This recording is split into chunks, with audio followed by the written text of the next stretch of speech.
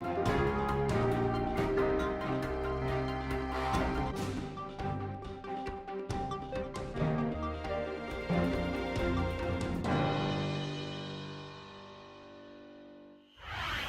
for watching the Council in Brief. I'm Susan Kennedy.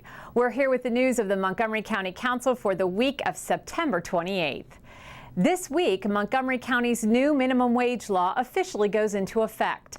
Last fall, Montgomery and Prince George's County and the District of Columbia agreed to coordinate efforts in establishing increased minimum wage laws. Each jurisdiction passed legislation to raise the wage incrementally, and October 1st, that number officially jumped from $7.25 per hour to the new county wage of $8.40 per hour. People are going to see about $160, $170 a month increase in their paycheck, and that's real money. To people who are living on minimum wage and struggling, another $160 a month is bags of groceries on the table. It's the ability to make a car payment, an insurance payment. I really think, as small as it is, it's going to make a difference. I do believe that the real impact is going to come when we cross the $10 line, because then the total amount of money people get actually, I think, meaningfully impacts their lives in a much larger way. But this first tranche takes people off the bottom. So it's really exciting, especially for those residents who aren't minimum wage workers. Montgomery County continues to be a place with a high cost of living, and so when we talk about issues of income inequality across the nation, it's real for us. The important, I think, point also is to know that, we feel very strongly about raising our minimum wage. It will go up to in 2017 up to $11.50, but we've also been very aggressive in promoting our economic development strategy through master plans, et cetera. So, for some of the private sector, there are still concern. I guess my answer would be yes, we have to do both. And, the more money that we can put in people's pockets, hopefully the more than they'll have to spend, and then it stimulates the economy as well. But we're also really aggressive in terms of our economic development. In other news, approval of a measure that allows candidates for county council and county executive to use public financing for their campaigns. The measure provides incentives for candidates to seek out small individual contributors.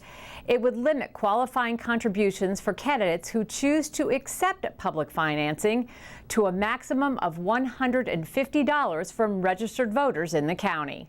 It'll do three things. It will reduce the impact of special interests, and that will have a big impact on policy, because candidates who are elected under the system won't be financially dependent on contributions from corporations or labor unions or PACs, because they won't be able to accept any contributions from those groups if they participate in public funding. That's a big change.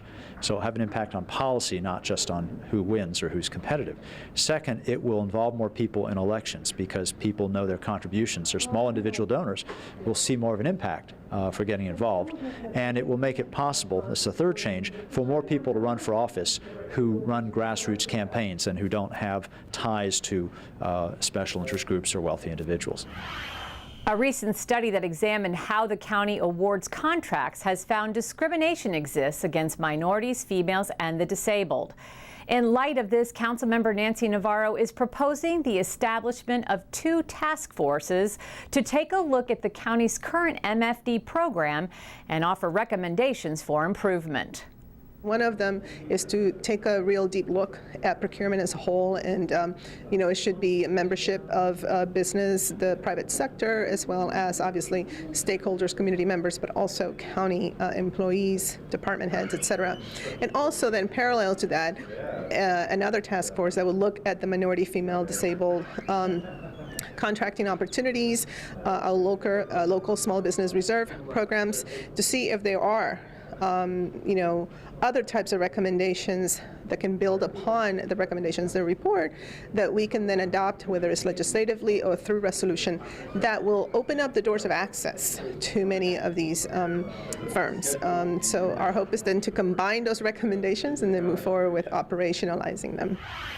Well, that does it for this edition of the Council in Brief. For County Cable Montgomery, I'm Susan Kennedy. Thanks for watching.